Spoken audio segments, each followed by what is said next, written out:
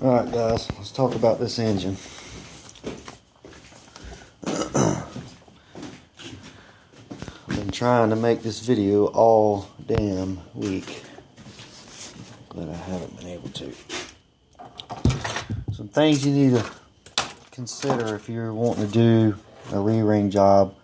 I got some thumbs down on the video, a couple of them, probably because we was going to build the motor and we didn't get to, but with shit like that, you've got to know when to stop, because you'll do all that time and money and have the same thing when you get done that you had when you started. Before you start to evaluate for a re-ring job, you need to have good oil pressure. Now when you buy a car from somebody, they always say the oil pressure is good. Well, the oil pressure is telling you how much clearance you got between all your bearings, between the rod bearings, the mains, all that cam bearings. That oil pressure is telling you close to what that clearance is. If it's up around 60 where they normally ride, 40 to 60, it's probably a good candidate for it. Now, if you've been sucking dirt in it and or air filter ain't been ran on it or something like that, you can give it up. It ain't going to work. But if you go get one from the junkyard, and there's a way you can get it started in the junkyard, and it's holding good oil pressure, and it ain't skipping, and you're starting a new project, and you want to do it the best way you can without spending a ton, you can tear it down, and you can put new rings and bearings in it, hone it, put new rings and bearings in it, reseal it, put all new gaskets, and when you put it in there, you'll have something worth a shit. But if you tear down the engine like we looked at the other night, and you put it back together with new rings and bearings, it's going to run the same way it did when you took it out. You can't make up metal with new bearings.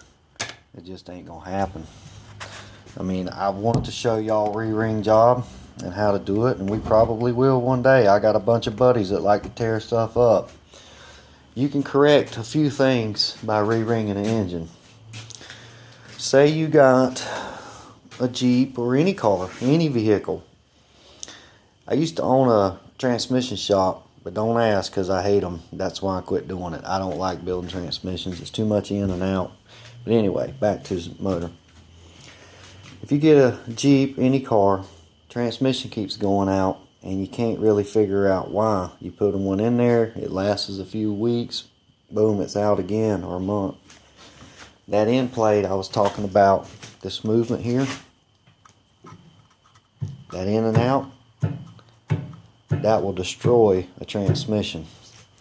He put two transmissions in this Jeep, and I was wondering why. You know, he lives 40 miles from here, so he's not around a lot, but he put two transmissions in it. I figured it was just water, you know, or something he got in it, because he goes out every weekend. But what was probably happening was that end play. If you got that much end play on the engine, it's supposed to be, I'd have to look at the book, but I'd say it's 6/8 thousandths here, and that's probably 120. Well, where your torque converter mounts to the flywheel, goes into the pump, and you only got a little bit of play there before that torque converter is going to ram into the pump. And what happens with engines like this, I've seen it many times, that thrust bearing will get wore out, and it'll sit there and pound on that transmission pump until it makes the transmission pump go out and the transmission goes out. You put another one in there, hook it all up, it'll do the same thing. And all you got to do is get your dial indicator, like we set the diff up with, put it right here, check your book, see what your clearances is supposed to be, move it in and out. If it's out of spec, it'll wear that, it'll take your transmission out. You can correct that by re-ringing one. As long as you got good oil pressure, and that's the only issue it's got, you can tear it down, put new rings and bearings in it, set your thruster up by the book, and boom, you're fixed. You can fix that. Say you're out in the trail and you went a hole too deep, and you got water in it, hydrolocked it, and when you got it out of there and got it running, it was smoking on you, which happens a lot. You take it home that weekend, get it out of there, bore it out, or hone it, put new rings and bearings in it. It'd fix that issue. But you're not going to work miracles without doing machine work. This is really a patch, but I did it several times. Let me pause you for a minute. I'll be right back. I really need to get me an on-air sign. I know it sounds crazy, but a lot of people come around or move to the friggin' woods. Okay, another thing you can fix by re-ringing one. Say you run it hot, which happens a lot on these, and you had to buy a new head and the engine was smoking.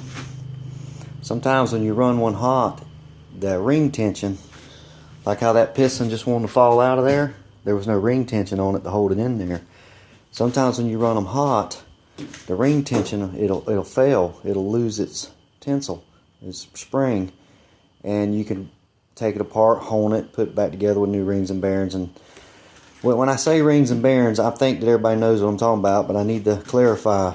Rings, bearings, oil pump, timing chain, timing gears, and most likely on most 4.0s you want to go ahead and put new lifters in it too, and then you'll be okay. New rear main seal, of course all that, new gaskets, and you can fix that with it. But other than that, I mean, usually if you go buy a stock XJ that's bone stock and you want to build something like I got and you're just starting on it, it's a good starting point. If it's running good and it drove home good and you want to make it last and be as strong, it also gives them more, gives the power back to them, because the more wear you get on those rings, the lower and lower and lower the compression gets, and it makes them want to get weak on you. Them old Dodge Slant 6s, I don't know, most of you young guys don't even know what I'm talking about, but some of you older guys would. Those old Dodge Slant 6s, it was a 6-cylinder laid on its side like this. Them bitches would run forever. But what happened to them was the rings would lose their spring to them, and the compression would drop down, and they'd just get weak. They would never blow up, they'd just get weak. You could pull them apart and put the rings and bearings in it, and it'd go again as strong as it was. They used to have a lot of them in forklifts back in the day, so I did that a lot on those. And I've re-ringed my truck before, my Dodge Ram I had, and I re-ringed the next door neighbor's. He cranked it up one day and it just started knocking. So we tore it down, and it just didn't have any oil in it, and he didn't know that, you know. So we put rings and bearings in it. That was 10 years ago. But this is not by any means the perfect way to do something. But if you got a decent motor when you go to do this, you'll have a better motor when you get done with it. I guess that's how I need to say that. I don't want you guys to think you can have a Jeep motor and your 4.0's knocking or whatever, and you're just going to do this and it'll work. Put new bearings in it and it'll be fine, because it don't work out that way. You're talking, when you're talking 3/1000ths of clearance between this journal and that bearing. If it's more than that, it's going to rattle and not have no oil pressure. Same with your mains. Mains are a little bit more than that, but you need to get if you're going to attempt to do this, you need to get your Jeep book or a book on engine building and find a 4.0 liter and look up all the clearances. Take plastic gauge it, see where you're at. You know, it's kind of a crapshoot when you do stuff like this. Sometimes it works, sometimes it don't. And more times than none, when you tear one down that's got any kind of problems, you're going to have to do machine work to it. But if you get one that's running decent and you just want to freshen it up, that's what this is for, freshening up. You're just freshening the motor up. And if you got one that's leaking, the fucking oil pan's leaking, the rear main's leaking, the front's leaking, everything's leaking on it, and it runs good, it's just leaking, that'd be a good time to do it. It's not hard to do. You just got to keep everything in order and put everything back where it was with new stuff, and you'd be good to go. I did a lot. We'll get one to do eventually. I mean, we still got the old lady's Jeep over there to mess with, and the WJ to mess with, and who knows, you know, there's going to be way more coming into the shop. I'm not gonna quit making videos. It's getting harder and harder these days with visitors. I mean, back when I was drag racing, shit, man, there was 10, 12 people here every day.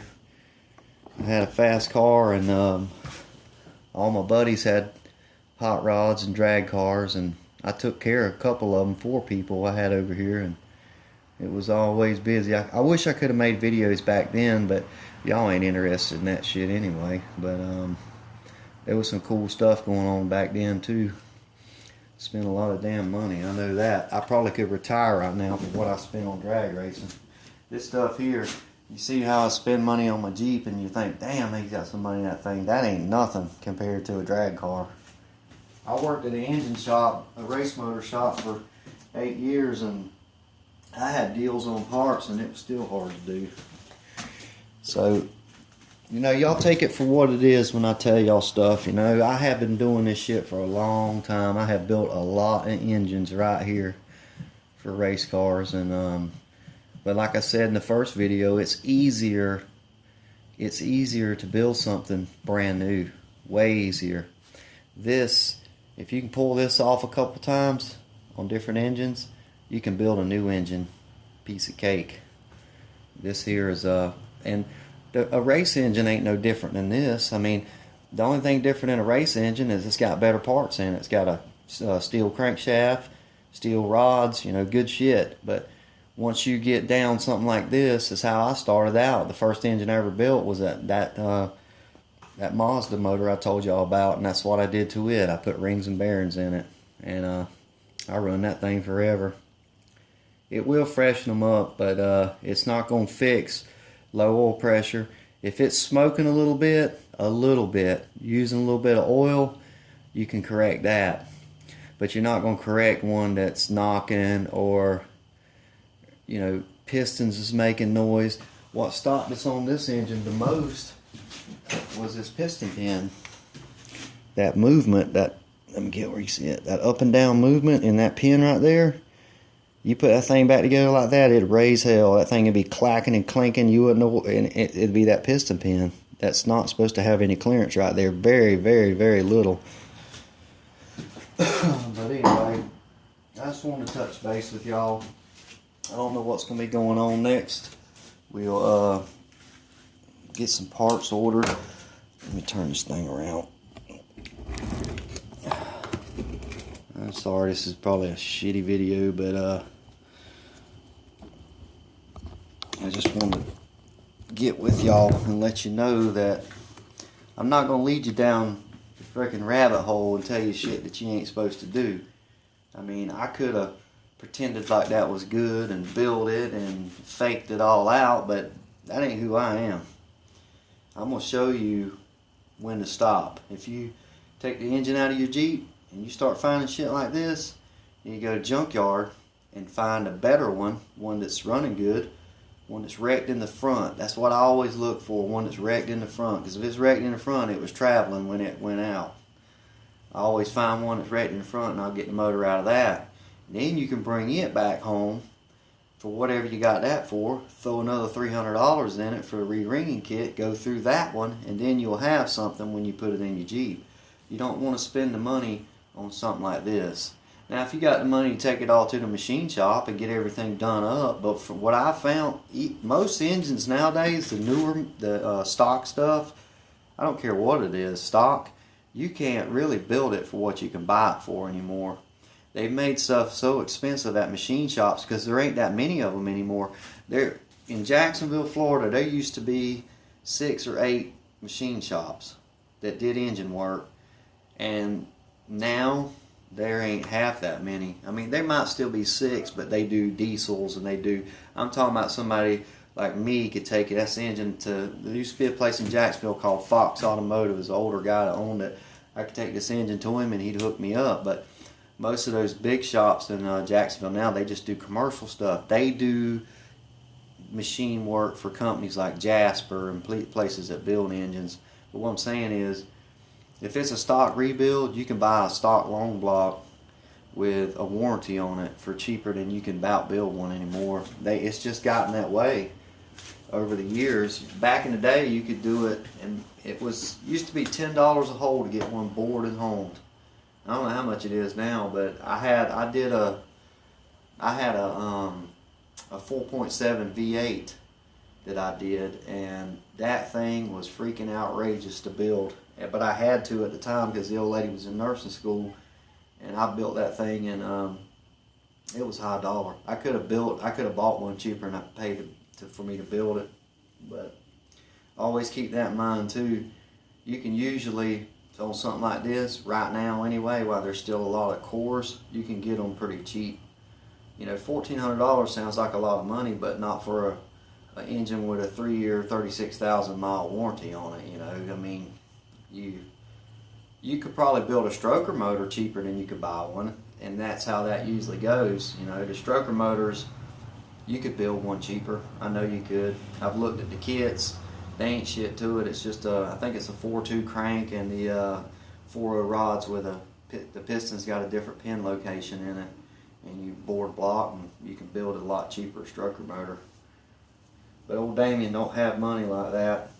He's been tearing shit up for a long time, and if he gets one out the junkyard and he wants me to freshen it up, we'll do that. Hopefully that's what he does. I'm trying to get him to go find a Cherokee and get the engine, transmission, transfer case, everything out of that Cherokee and bring it to me with the wire harness for the AW4, and then we'll put the shifter like I'm putting in mine. I may order that shifter this weekend too. I was going to tell you all that.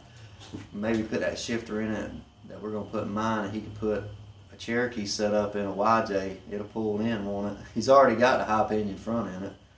But anyway, guys, I'm sorry we didn't get to build a motor, but that's how shit goes. You got to know when to quit, because if you don't, you will still have junk when you get done. And if you like me, you like to do things right, and I definitely do like to do things right. You can tell that by my Jeep. I try not to do anything half-assed, and this would have been, it wouldn't have mattered. We'd put it back together with new stuff in it, it'd have knocked, and no oil pressure, it would have just been junk.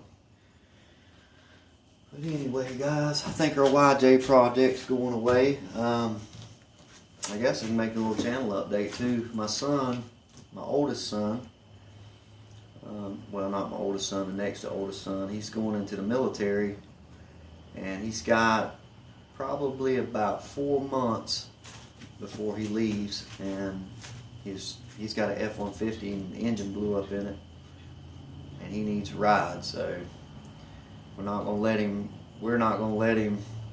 you know, go his next 4 months before he goes to boot camp without no way to go. So probably tomorrow there'll be a video up. We're gonna pull the WJ up there where my Jeep's at, and we're gonna do some checks on it and go through it and see if we can get that thing where he can drive it, and for the next 4 months. But like I said, we got plenty of other crap we can do. I'm probably gonna order that shifter tomorrow, that shifter in that mini lever, and we'll hook that up in the Jeep, see how that goes. I'm still waiting on the 4-link. I ain't sprung for that yet. Trying to recover a little bit from the honeymoon, get some things caught back up. Y'all know how it is. Life's a bitch. Anyway, guys, y'all have a good one. We'll talk at you later. I hope I made some kind of sense with the motor deal. Sometimes stuff don't work out like you want it to, and that's just how it goes. And when you play in the mud and you go out there and try to tear your shit up, sometimes you succeed. And Damien, the guy that owns this motor, he is a freaking professional at fucking shit up. It's in our logo. Remember when I used to say it's Friday, it's time to go F shit up? Well, that's the guy. He means it when he goes. He's going to tear something up every time. But if he fills another motor up with mud like this, I'm going to kick him in his ass. Because everybody's broke. My Jeep's been clean since we put the damn hydraulic steering on it, because everybody's Jeep's broke. Everybody's broke, or motors out of them, front ends broke, transmissions are gone out. If I helped everybody fix their shit, I wouldn't have time to even wash mine. But this one is history. And if he gets another one and he wants me to freshen it up, well, he can bring it on over here and we'll do this again. And I guarantee you, if he gets one out of the junkyard and it ain't knocking, it'll be good to go. Alright guys, take it easy, have a good one, bye.